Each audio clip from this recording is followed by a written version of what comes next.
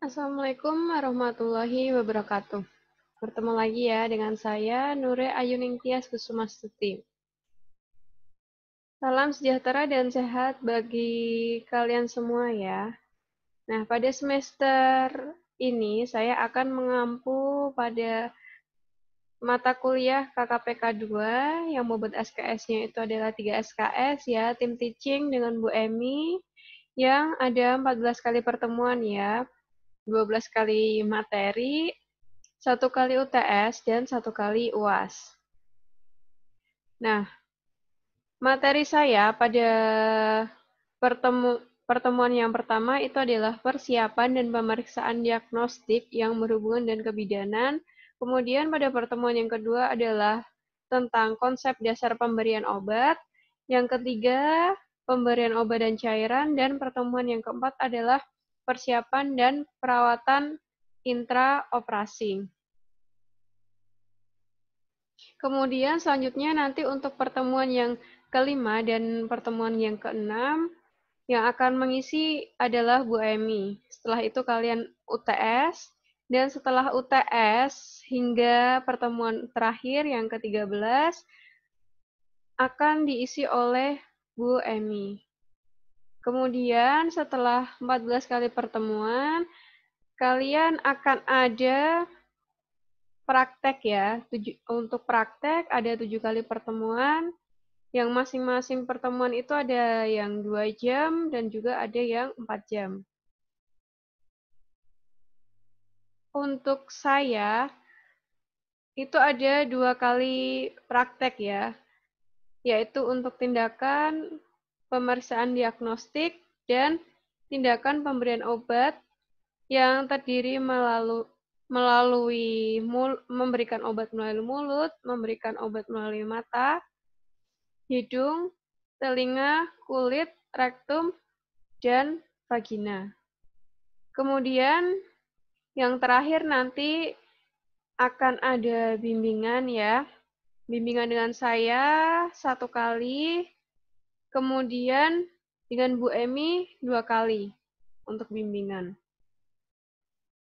Baik, pertemuan kali ini materi kita adalah persiapan pengambilan diagnostik, kemudian persiapan dan pengambilan spesimen, dan yang terakhir adalah persiapan untuk pemeriksaan.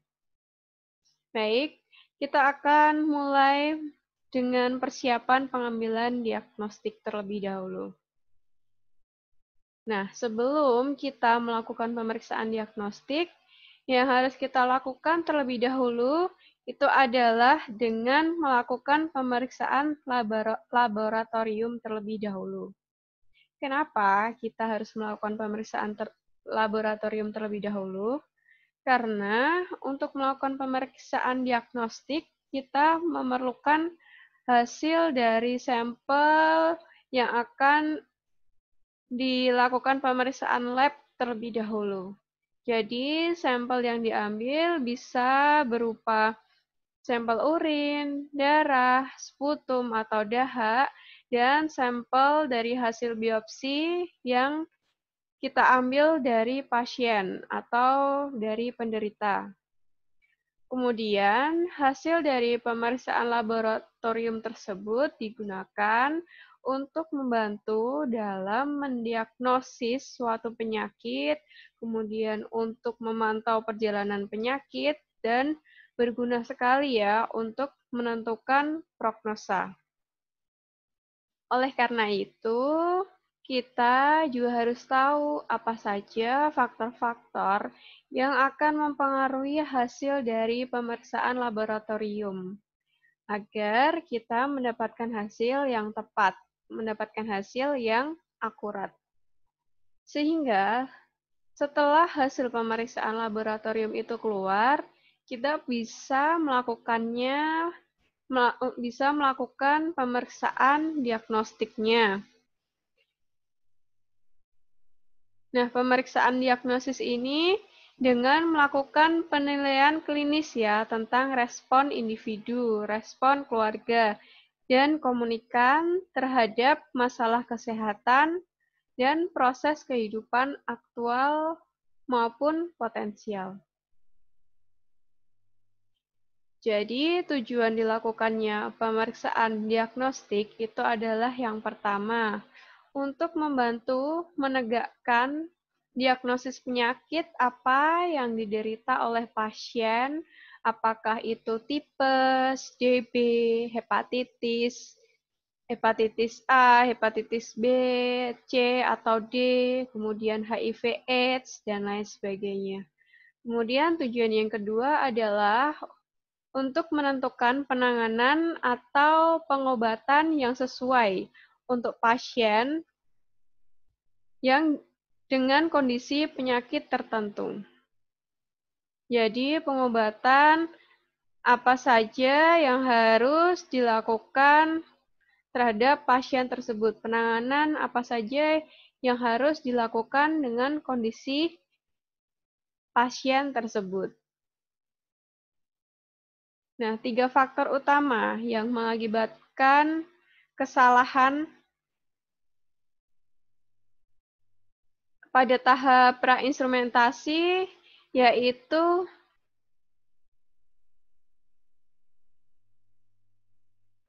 sangat perlu ya dilakukan kerjasama antara petugas kesehatan, pasien, dan juga dengan dokter. Hal ini dikarenakan tanpa adanya kerjasama yang baik antara petugas kesehatan, pasien, dan dokter itu akan mengganggu atau akan mempengaruhi dari pemeriksaan laboratorium. Kemudian, pada tahap ini, yang perlu diperhatikan dengan benar itu adalah yang pertama, pemahaman instruksi dan pengisian formulir. Jadi, apa yang diperintahkan oleh dokter, petugas kesehatan itu harus memindahkannya ya ke dalam formulir, sehingga tidak akan terjadi pemeriksaan yang berulang ya, yang dapat mengakibatkan kerugian pada pasien. Sehingga pemeriksaan yang sudah dilakukan tersebut itu tidak akan dilakukan pemeriksaan ulang. Misalkan, pasien pada Tuan K sudah dilakukan pengambilan sampel darah. Maka pasien tersebut apabila sudah ditulis di dalam formulir, maka tidak perlu lagi untuk pasien tersebut tidak akan lagi merasakan tusukan jarum untuk kedua kalinya. Atau misalkan sudah dilakukan foto ronsen, jadi pasien tersebut tidak lagi memerlukan tindakan ronsen tersebut.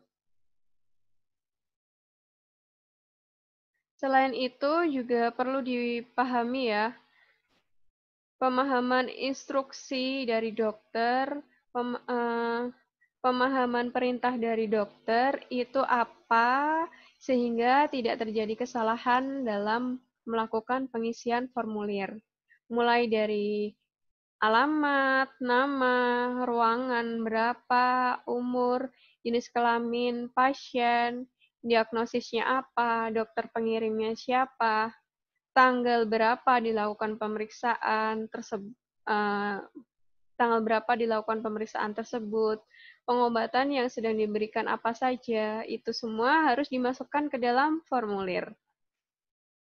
Hal ini dimaksudkan untuk menghindari tertukarnya hasil dari pemeriksaan dengan pasien-pasien lainnya, dan juga untuk memudahkan kita, petugas kesehatan, untuk melakukan interpretasi dari hasil pemeriksaan yang telah dilakukan.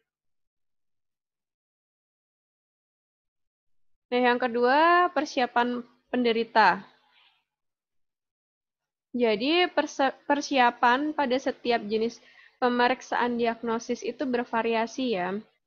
Jadi, petugas kesehatan itu harus mengikuti protokol untuk setiap jenis tindakan dari pemeriksaan diagnosis tersebut. Misalkan, persiapan untuk puasa. Untuk beberapa pemeriksaan diagnostik itu memerlukan persiapan khusus ya. Seperti misalkan puasa minimal 8 jam sebelum pemeriksaan dilakukan, atau pasien perlu membatasi makanan-makanan yang dikonsumsinya. Tujuannya dilakukan puasa ini karena 2 jam setelah makan pada setiap 800 kalori itu akan mengakibatkan peningkatan volume plasma.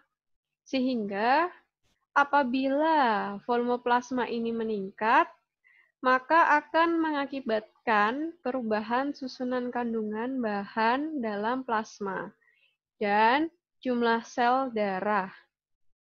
Dan peningkatan ini akan mempengaruhi hasil dari pemeriksaan nantinya. Maka untuk itu diperlukan puasa 8 jam sebelumnya. Kemudian persiapan untuk obat.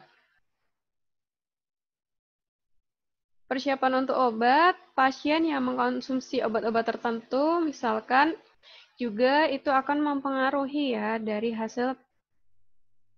hasil nantinya.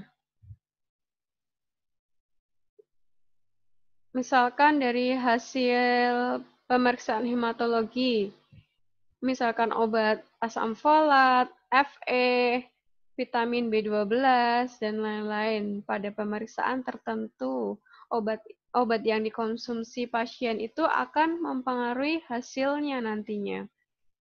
Kemudian, pemberian kortikosteroid seperti obat antiinflamasi, obat anti alergi, obat imunosupresan, misalkan betametason, dexamethasone, prednison, itu akan menurunkan jumlah eosinofil. Nah, eosinofil ini adalah sejenis sel darah putih yang bertugas untuk memerangi substansi berbahaya ya dalam tubuh, seperti parasit dan reaksi alergi. Jadi, kalau eosinofil dalam tubuh itu tinggi, berarti ada sesuatu yang bermasalah dalam tubuh pasien tersebut. Jadi kalau eosinofil ringan itu adalah antara 500 sampai 1.500 sel per mili. Kalau eosinofil sedang itu antara 1.500 hingga 5.000 sel per mili. Dan kalau eosinofil berat itu adalah lebih dari 500 sel per mili ya. Jadi, kalau jumlah eosinofil itu meningkat, maka akan terjadi alergi dalam tubuh pasien tersebut. Jadi, kalau akan melakukan pemeriksaan diagnostik, maka observasi terlebih dahulu ya penggunaan obat apa saja yang boleh dan obat apa saja yang tidak boleh dikonsumsi. Kemudian, kalau obat yang mempunyai efek meningkatkan adrenalin, kalau adrenalin meningkat itu kan maka jumlah leukosit dan trombosit dalam tubuh pasien juga akan meningkat. Sehingga perlu melakukan observasi terlebih dahulu penggunaan obat apa saja yang telah dikonsumsi oleh pasien tersebut. Kemudian waktu pengambilan. Waktu pengambilannya biasanya bahan atau sampel yang akan diperlukan untuk pemeriksaan laboratorium itu diambil pada pagi hari ya, karena kadar dalam beberapa zat terlarut dalam urin itu akan menjadi lebih pekat pada pagi hari. Sehingga lebih mudah untuk dilakukan pemeriksaan apabila kadarnya itu rendah. Kecuali kalau misalkan ada instruksi dan indikasi khusus dari dokter.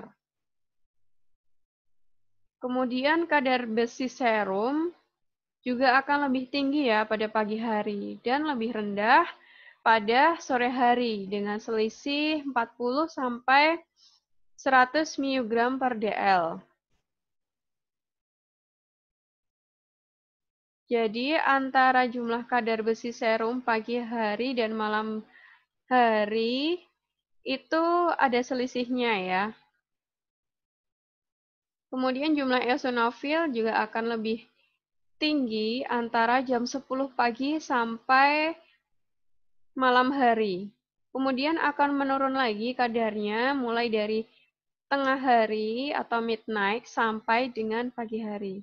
Untuk itu kenapa biasanya sampel yang akan diambil untuk pemeriksaan lab itu diambil pada pagi hari. Kemudian untuk posisi. Posisi pengambilan sampel pada pasien rawat inap posisinya kan biasanya berbaring ya.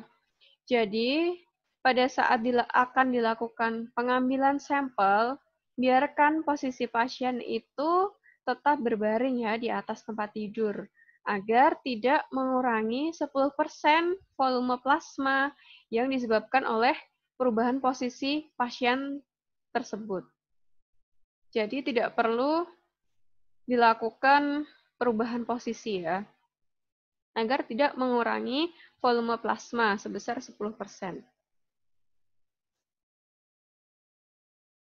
Untuk persiapan alat yang akan dipakai, itu harus diperhatikan ya instruksi dari dokter sehingga tidak akan salah dalam mempersiapkan alat-alatnya.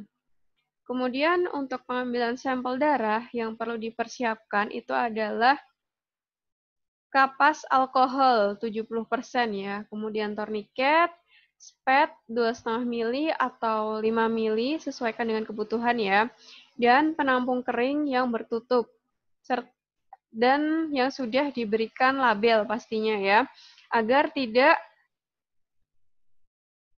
tertukar dengan pasien lain. Kemudian labelnya juga harus memuat informasi yang tepat, informasi pasien yang sesuai. Setelah itu, sertakan formulir permintaan laboratorium yang tepat, kemudian kirim spesimen ke laboratorium sesegera mungkin setelah pengambilan. Untuk pengambilan urin,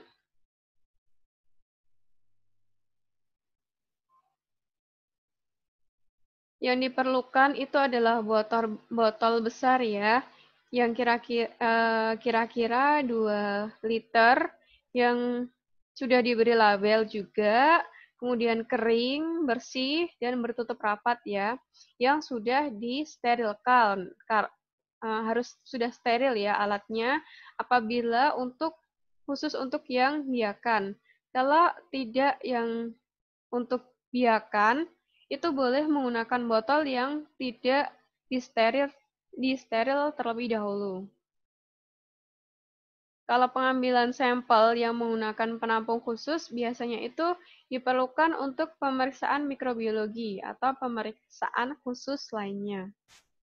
Jadi yang penting untuk diingat itu adalah label harus ditulis lengkap ya, identitas penderita pada formulir harus ditulis dengan lengkap termasuk jenis pemeriksaannya itu apa, sehingga tidak tertukar dengan pasien lainnya. Kemudian cara untuk pengambilan sampel. Kita perlu melakukan yang pertama, kita harus melakukan pendekatan dengan pasien atau dengan keluarga terlebih dahulu ya, agar pasien kita itu merasa dekat dengan kita, merasa percaya dengan kita. Sehingga saat kita mengambil sampel itu tidak akan terjadi kepanikan. Karena kepanikan pada pasien itu akan menyebabkan vena berkonstriksi, sehingga akan mempersulit dalam pengambilan sampel darah. Kemudian, jangan lupa kita tanyakan dengan benar identitas pasien sebelum mengerjakan segala sesuatunya, sehingga tindakan yang kita lakukan itu tidak tertukar dengan pasien lain. Nah, umumnya untuk pengambilan sampel itu lokasinya adalah di daerah fossa cubiti atau fossa cubiti itu adalah vena cubiti atau di daerah dekat pergelangan tangan ya. Selain itu, yang harus diperhatikan adalah kalau yang diambil di vena yang dipilih untuk pengambilan sampel jangan di daerah yang terpasang infus. Kalau infusnya misalkan di tangan kanan, maka pengambilan sampel darahnya itu dilakukan di sebelah tangan kiri. Kalau misalkan infusnya di tangan kiri, maka pengambilan sampelnya harus dilakukan di sebelah tangan kanan. Jadi tidak boleh dalam satu tangan. Kalau misalkan darahnya diambil di arteri, lakukan penusukan di daerah lipatan paha atau yang dinamakan arteri femoralis atau daerah pergelangan tangan yang disebut arteri radialis.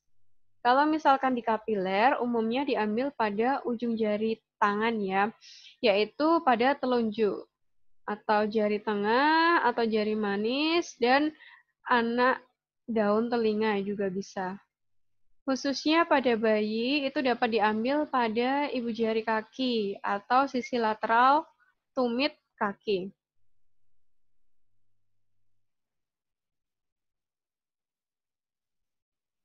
Untuk penanganan awal, sampel dan transportasinya yang harus dilakukan itu adalah yang pertama, catat dalam buku ekspedisi dan cocokkan sampel dengan label dan formulir. Kalau sistemnya memungkinkan, bisa dilihat apakah sudah terhitung biayanya atau sudah lunas atau belum.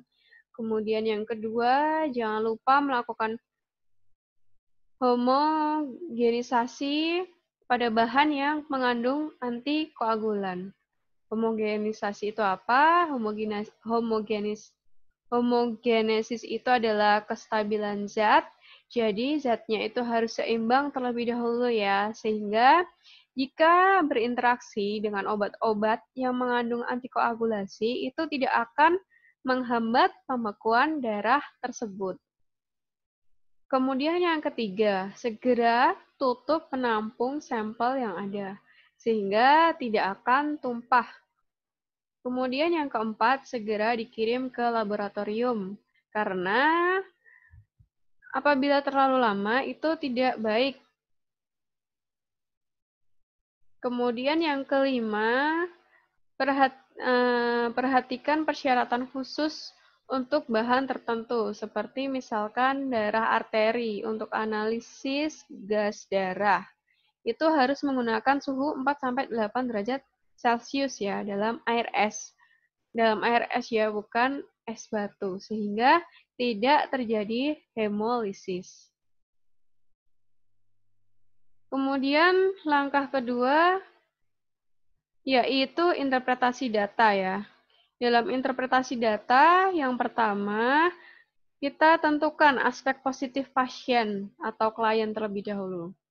Jika klien memerlukan standar kriteria kesehatan, perawat atau tenaga kesehatan itu harus menyimpulkan bahwa aspek positif klien tersebut itu dapat digunakan untuk meningkatkan atau untuk membantu memecahkan permasalahan yang ada. Kemudian yang kedua, tentukan masalah klien. Jika klien tidak memenuhi standar kriteria, maka klien atau pasien tersebut mengalami keterbatasan dalam aspek kesehatannya. Sehingga pasien tersebut memerlukan pertolongan dari petugas kesehatan untuk menentukan permasalahan pasien. Kemudian yang selanjutnya adalah menentukan masalah klien yang pernah dialami oleh pasien. Sehingga tenaga kesehatan dapat menyimpulkan bahwa daya tahan tubuh klien itu tidak mampu untuk melawan infeksi tersebut. Kemudian yang keempat adalah tentukan keputusan. Penentuan keputusan ini didasarkan pada jenis masalah yang ditemukan pada pasien. Apabila tidak ditemukan masalah, maka perlu untuk melakukan peningkatan status dan juga fungsi kesehatan tubuh pasien. Kemudian yang kelima, mengumpulkan data yang lengkap untuk lebih mengidentifikasi masalah-masalah yang akan muncul, potensi masalah yang akan muncul pada pasien tersebut. Kemudian yang terakhir adalah masalah kolaborasi ya. Kolaborasi itu bisa dilakukan dengan berkonsultasi dengan tenaga-tenaga kesehatan lainnya yang profesional, yang kompeten untuk menyelesaikan permasalahan-permasalahan tersebut. Langkah selanjutnya yaitu petugas melakukan validasi data agar data yang kita peroleh itu dapat akurat. Nah, validasi itu dilakukan dengan memberikan pertanyaan dan pernyataan kepada pasien tentang kejelasan dari interpretasi pada langkah kedua tadi ya, yang sehingga data yang kita peroleh itu menjadi aktual, terkini ya.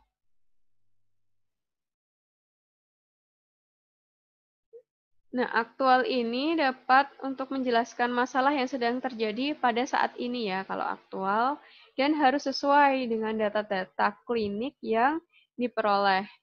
Kemudian potensial, data tambahan yang digunakan untuk memastikan masalah keperawatan harus yang potensial, penambahan kevalidan datanya. Kemudian resiko. Resiko ini dapat menjelaskan masalah yang akan terjadi. Resiko yang akan terjadi itu apa, sehingga tidak perlu untuk melakukan intervensi-intervensi atau penanganan-penanganan keperawatan yang tidak dibutuhkan oleh pasien. Kemudian sejahtera. Jadi keputusan klinis tentang status kesehatan klien atau pasien itu akan meningkat level kesejahteraannya. Kemudian, apabila pasien itu kesejahteraannya levelnya meningkat, akan meningkatkan proses penyembuhan pada pasien tersebut.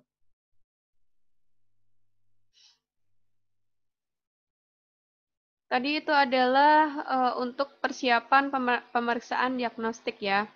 Kemudian untuk persiapan pengambilan spesimen, itu ada 5 macam pengambilan sampel. Yang pertama itu adalah pemeriksaan darah, kemudian yang kedua pemeriksaan urin, yang ketiga pemeriksaan feses, yang keempat pemeriksaan sputum, dan yang kelima adalah pemeriksaan spesimen cairan vagina. Baik, kita bahas satu persatu ya. Untuk pemeriksaan darah, tempat pengambilan darah bisa dilakukan di perifer atau pembuluh darah tepi. Kemudian yang bisa juga di vena, bisa juga di arteri. Kalau untuk orang dewasa bisa juga diambil pada ujung jari atau bisa juga di telinga bagian bawah ya untuk pemeriksaan-pemeriksaan tertentu. Kemudian kalau untuk bayi dan anak kecil itu bisa diambil di ibu jari kaki atau tumit. Nah, bentuk pemeriksaan dalam pengambilan sampel itu adalah jenis atau golongan darah, kemudian pemeriksaan HB, gula darah, malaria, dan fileria. Untuk persiapan alatnya yang perlu kita siapkan adalah lancet darah atau jarum khusus, kemudian kapas alkohol 70%, kemudian kapas kering, kemudian alat pengukur HB atau kaca objek atau botol pemeriksaan, tergantung dari macam pemeriksaannya ya. Kemudian bengkok, handscoon, perla, dan pengalas. Untuk prosedur pelaksanaannya, yang pertama dan yang paling harus kalian ingat ya, karena dalam setiap ujian praktek itu seringkali mahasiswa lupa akan hal sepele ini, yaitu untuk mendekatkan alat ke dekat pasien. Agar tujuannya apa? Alat yang didekatkan di dekat pasien, agar kalian itu tidak susah saat melakukan tindakan. Jadi tidak akan mengganggu dalam pelaksanaannya. Yang kedua, beritahukan pasien.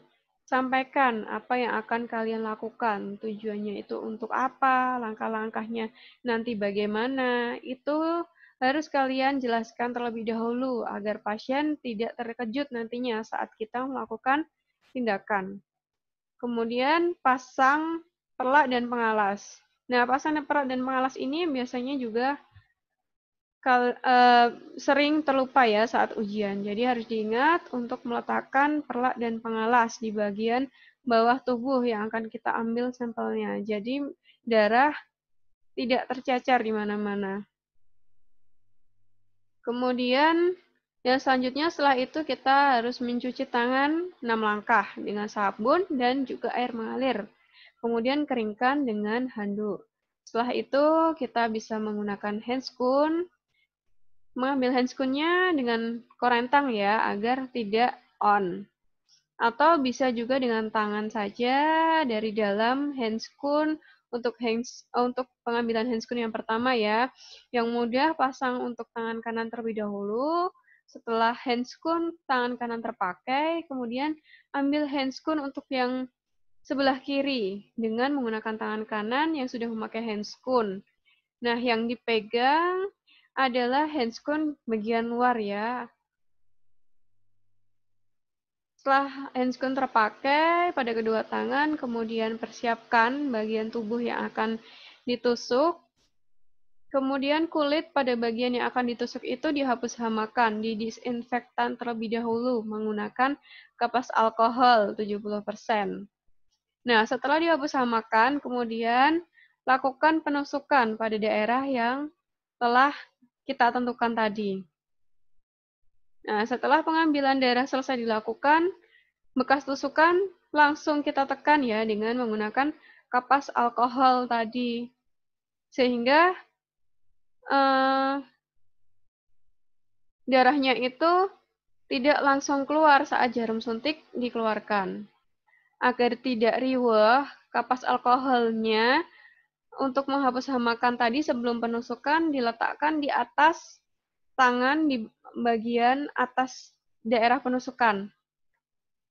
Sehingga nanti memudahkan kalian untuk mengambilnya lagi untuk menutup bekas tusukan. Kemudian jangan lupa setelah selesai semua prasat yang kita lakukan, rapikan seluruh alat-alat yang kita gunakan dan kemudian lepaskan handscoon di klorin ya, atau bisa juga di tempat sampah infeksius. Kemudian cuci tangan dengan sabun dan air mengalir. Dan terakhir adalah dokumentasikan. Jadi setiap tindakan yang kita lakukan harus senantiasa kita dokumentasikan. Pemeriksaan yang kedua adalah pemeriksaan urin. Tujuan dilakukannya pemeriksaan urin adalah untuk yang pertama, untuk menafsirkan proses-proses metabolisme tubuh. Kemudian untuk mengetahui kadar gula pada tiap-tiap waktu makan pada pasien yang menderita DM atau diabetes mellitus. Nah, jenis pemeriksaan urinnya itu ada urin sewaktu. Kalau urin sewaktu itu dikeluarkan sewaktu-waktu ya, saat diperlukan pemeriksaan. Kalau urin pagi itu dikeluarkan saat pagi hari, saat pasien bangun tidur pagi hari. Kemudian untuk urin paskaprandial, pasca itu berarti setelah ya. Nah, itu dikeluarkan setelah pasien makan. Setelah pasien makan 1,5 sampai 3 jam sesudah pasien makan. Kemudian untuk urin 24 jam itu urin yang dikumpulkan dalam waktu 24 jam. Jadi selama 24 jam itu urinnya selalu dipantau.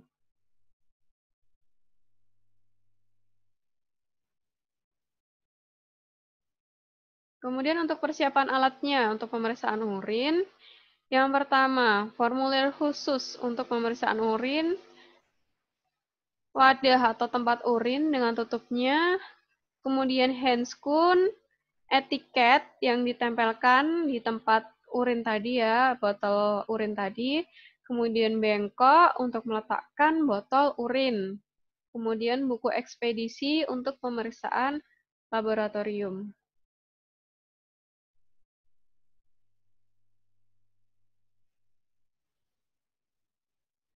Untuk prosedur tindakannya, yang pertama pastinya kita harus mencuci tangan, mengisi formulir, memberikan etiket pada wadah atau botol, kemudian memakai handscoon, menuangkan 100 cc urin dalam bengkok ke dalam wadah, kemudian jangan lupa untuk ditutup rapat. Kemudian menyesuaikan data formulir dengan data pada etiket ya. Kemudian menuliskan data formulir ke dalam buku ekspedisi, meletakkan wadah ke dalam bengkok atau tempat khusus yang bertutup. Setelah selesai semua kita bereskan dan rapikan alat.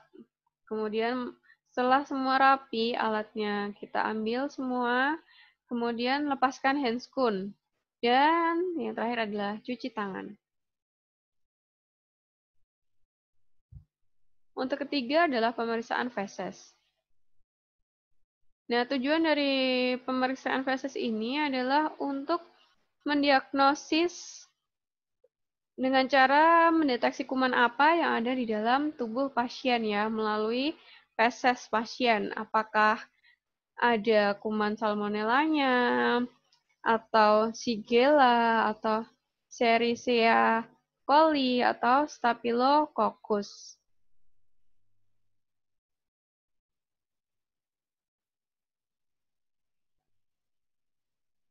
Pemeriksaan feses ini biasanya dilakukan pada pasien dewasa ya. Kalau untuk pemeriksaan lengkap bisa dilihat warnanya bagaimana, baunya bagaimana, konsistensinya bagaimana, cair, lembek, atau ada lendirnya atau tidak, ada darahnya atau tidak, ada telur cacingnya atau tidak. Sehingga yang diambil itu adalah harus feses atau tinja yang segar ya, yang masih baru masih baru diambil dari pasien. Untuk persiapan alatnya yang harus dipersiapkan adalah handscoon bersih, vaselin sebagai pelumas ya agar pasien tidak merasakan sakit, kemudian botol bersih dengan tutupnya, lidi dengan kapas lembab dalam tempatnya, bengkok, perlak pengalas, tisu untuk membersihkan bagian luar bokong ya, kemudian yang kedelapan tempat bahan pemeriksaan dan sampiran ya untuk menjaga privasi klien. Karena yang diambil itu adalah feses, yang diambil dari dubur. Jadi harus benar-benar diperhatikan privasi untuk kliennya. Kemudian untuk prosedur pelaksanaannya, kita dekatkan alat, beritahu pasien apa yang akan kita kerjakan, kemudian cuci tangan, masang perlak dan pengalas, dan jangan lupa privasi klien untuk menutup sampiran, kemudian melepaskan pakaian bawah pasien, mengatur posisi pasien dorsal recumbens, kemudian setelah mengatur posisi dorsal recumbens, kita bisa langsung memakai handscoon. Kemudian setelah memakai handscoon, telunjuk kita diberi vaselin ya, agar pasien itu tidak merasakan sakit saat telunjuk kita dimasukkan ke dalam dubur. Lalu masukkan telunjuk kita ke dalam dubur atau ke dalam anus ya, dengan arah telunjuk itu ke atas, kemudian diputar ke kiri, kemudian ke kanan, sampai teraba feses, sampai teraba tinjanya. Kemudian setelah tinja itu didapatkan, kemudian keluarkan secara perlahan dan masukkan ke dalam tempatnya yang sudah disediakan. Setelah itu, anus dibersihkan ya dengan menggunakan kapas lembab dan keringkan dengan tisu. Setelah selesai, kita lepaskan handscoon dengan cara terbalik ya. Kemudian rapikan kembali pasien dan terakhir kita cuci tangan. Untuk pemeriksaan kultur atau pembiakan, pengambilan tinja itu dilakukan dengan cara steril ya. Caranya, langkah-langkahnya itu sama dengan cara toucher tadi. Tetapi alat-alat yang digunakan untuk melakukan toucher itu adalah dalam keadaan yang steril. Jadi bedanya hanya alat-alatnya saja ya, steril atau tidak steril. Yang keempat, pemeriksaan sputum. Untuk pemeriksaan sputum, bahan yang keluar dari tubuh pasien itu adalah dari bronki atau dari trachea, bukan dari ludah ya, atau lendir yang keluar dari mulut, atau dari hidung, atau dari tenggorokan. Nah, tujuan dari pemeriksaan sputum ini untuk mengetahui basil tahan asam dan mikroorganisme yang ada dalam tubuh pasien, sehingga diagnosis dapat kita tentukan. Nah, indikasi dilakukan pemeriksaan sputum ini adalah pada pasien yang mengalami infeksi atau mengalami peradangan saluran pernafasan yang memerlukan pemeriksaan sputum. Persiapan alatnya yaitu sputum pot atau tempat ludah yang tertutup ya. Kemudian handscoon, kemudian formulir dan etiket untuk ditempelkan di sputum pot tadi atau botol atau tempat ludah tadi ya. Kemudian formulir tadi sudah, kemudian perla dan pengalas, dan bengkok dan tisu untuk membersihkan sisa-sisa sputum yang ada di pasien. Kemudian untuk prosedur tindakannya, langkah-langkahnya yang pertama adalah menyiapkan alat, memberitahu pasien tindakan yang akan kita lakukan. Setelah memberitahu, kita baru mencuci tangan ya. Kemudian mengatur pasien untuk posisi duduk, kemudian memasang perla dan pengalas di bawah dagu ya untuk menyiapkan bengkok. Kemudian memakai handscoon, kemudian meminta pasien untuk memasukkan dahaknya ya ke dalam tempat yang sudah disiapkan atau sputum pot. Kemudian mengambil 5 cc bahan, lalu masukkan ke dalam botol. Setelah itu bersihkan mulut pasien dengan tisu tadi, kemudian membereskan pasien dan juga alat-alat. Setelah itu, kita lepaskan handscoon dan cuci tangan. Pengambilan spesimen cairan vagina atau biasa disebut dengan pap smear. Jadi pap smear ini adalah pemeriksaan yang dilakukan untuk mendeteksi adanya CA cervix atau sel prakanker. Kemudian bisa juga untuk mengkaji efek dari pemberian hormon seks, serta untuk melihat respon dari pasien terhadap kemoterapi dan radiasi yang dilakukan pada pasien. Nah, persiapan alat dan bahannya yaitu kapas lidi steril, gelas objek, bengkok, sarung tangan, spekulum untuk membuka vagina, kemudian kain kasa, kapas sublimat, dan juga perla dan pengalas.